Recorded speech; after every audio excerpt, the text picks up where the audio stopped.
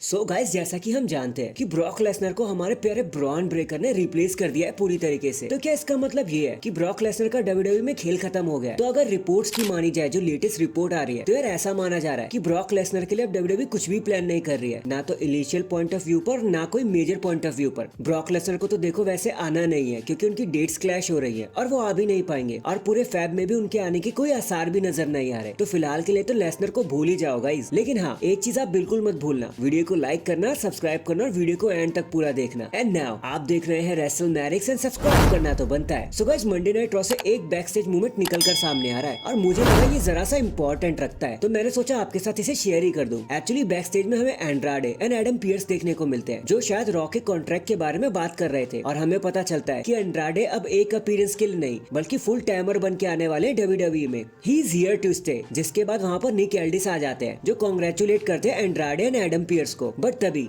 उनका कॉल आ जाता है, निक एल्डिस का कॉल आ जाता है, और वो कॉल होता है ब्रॉन ब्रेकर का, जिससे शायद एक आइडिया तो अब लगी रहा है हमें कि ब्रॉन ब्रेकर को साइलेंटली मेन रोस्टर पर बुलावा आ गया है। वो शायद स्मैकडाउन में अपनी चीजों को ऑपरेट करते हुए नजर आएंगे। मुझे तो ये काफी कूल लग रहा है यार। बाकी देखते हैं आगे चीजें कैसी रहेंगी। इसके बाद सीएम पंक को मंडे नाइट रॉ के बाद आप सभी ने देख ही लिया होगा कि क्या क्या चीजें उनके साथ चल रही हैं। आपने उनका हैंड ब्रेस भी देख लिया होगा और उसकी चोट भी देख ली होगी, और पता लग गया होगा कि सीएम पंक अब इंजर्ड हो चुके हैं। He is really out of WrestleMania. तो चलो आपको मैं एक बात और बता देता हूँ कि एक्चुअली में सच में उनका रास्ता खत्म हो गया है। अब वो फैब में तो क्या, मार्च में भी आपको नजर नहीं आएंगे, और फिर रेसलमेनिया तो छूट ही जाएगा ना अब, क्योंकि द रॉक भी नहीं आ रहे और कोडी रोड्स ने रोमन को फेस करना है। तो फिर सेथ रॉलिंस के लिए कोई चैलेंजर ही नहीं बचता, वो तो सबसे अपने टाइटल डिफेंड कर चुके हैं। इसलिए डब्ल्यूडब्ल्यूई ने आज Cody Rhodes and Seth Rollins का वो सेगमेंट दिखाया ताकि चीजें जरा हद तक कंफ्यूज लग सके। तो यहाँ से तो ऐसा ही लग रहा है कि शायद कोडी रोड्स एक डबल थ्रॉट देते हुए नजर आ जाएंगे। बाकी देखो, हम सब जानते हैं कि कोडी रोड्स अपने मन से भी रोमन को ही फेस करना चाहते हैं, लेकिन सीएम पंक अब इंजर्ड हो चुके हैं। अब माहौल जरा सा गर्मा चुका है क्योंकि रेसलमेनिया में यही दोनों मैच मेन इवेंट किए जाने थे, CM Punk versus Seth Rollins, Roman Reigns versus the rock, या फिर कोडी रोड्स। हो पता नहीं यार आगे क्या होगा। आप मुझे कमेंट करके जरूर बताना, क्योंकि मुझे तो यहाँ से बहुत सी चीजें डरावनी दिखाई दे रही है। इसके बाद एक मैच रेसलमेनिया के लिए भी कंसीडर किया जा रहा है, या फिर मान लीजिए 100% बुक ही हो चुका बैक स्टेज में, और वो मैच है रिया replay versus Becky Lynch versus Nia Jax, triple threat match for the championship. Back stage में ये मैच काफी हैवीली तरह से पुश किया जा रहा है। अब आगे देखते हैं चीजें कैसी रहेंगी। ये मैच होता भी है या फिर नहीं हो पाता, कौन रोक पाएगा इस मैच को। वैसे तो ऑन पेपर्स ये मैच काफी दमदार और भारी भरकम लग रहा है। अब देखते हैं डब्ल्यूडब्ल्यूई से बुक करने के लिए आइडियाज कब निकालेगी। In the end let's talk about Vincent Kennedy McMahon. मैंने कहा था ना कि हम इन पे एक डिटेल वीडियो लेके आएंगे, तो चलो हम हाजिर हो चुके हैं। इन पर एक बारी फिर से मस्ती मजे के एलिगेशंस लगने वाले हैं, दोबारा से लगे जा रहे हैं। 3 साल से ज्यादा हो गया, 5 बारी से ज्यादा इन पर ऐसे एलिगेशंस लग चुके हैं, लेकिन इस बार ये एलिगेशन लगाया है उन्हीं की एक फॉर्मर एम्प्लॉय जेनेट ग्रांट से, जो कभी डब्ल्यूडब्ल्यूई हेडक्वार्टर्स में काम किया करती थी। उन्होंने बताया कि कैसे विंस मैकमैन ने सेक्स के बदले उन्हें जॉब ऑफर करी, और वो सबके साथ ऐसा ही करते हैं। एंड चाहे आप बाहर हो या डब्ल्यूडब्ल्यूई के अंदर, वो ट्रैफिक करते ही रहते हैं। मतलब विंस मैकमैन इन चीजों में शामिल रहते हैं। मैकमैन तो इस चीज के लिए साफ मना कर दिया भैया उन्होंने कि भाई मैंने ऐसा कुछ भी नहीं किया, और अगर आपको कोई भी प्रॉब्लम है तो हम कोर्ट में बात कर सकते हैं, वहाँ दिखाई देंगे। बाकी अब देखते हैं कि आगे क्या होता है यार। इन एलिगेशंस के चक्कर में हमारे ब्रॉक लेसनर भी फंस गए अब, और उनका भी आना बहुत मुश्किल हो गया है। बाकी हाँ, अगर आप पर्सनली मुझसे पूछो तो यार मैं कुछ कह नहीं पाऊंगा। ब्रॉक लेसनर और विंस के लिए ये चीजें 2003 से आ रही है, तो कहीं ना कहीं सच्चाई तो होगी। और वो कहते हैं ना, जहाँ आग लगती है वहीं पर धुआं होता है। अब तो भगवान हिमालय के इससे आगे। So that is it guys. आज के लिए तो देखो बस इतना ही। आप मुझे बताना विंस एंड ब्रॉक की कंडीशन के बारे में आप क्या कहते हो, कमेंट करके जरूर बताना। एंड चैनल पर नया है तो चैनल को जल्दी से लाइक एंड सब्सक्राइब कर दो। बाकी मैं मिलता हूँ आपसे किसी और अपडेट के साथ। तब तक के लिए अपना ख्याल रखें और खुश रहें।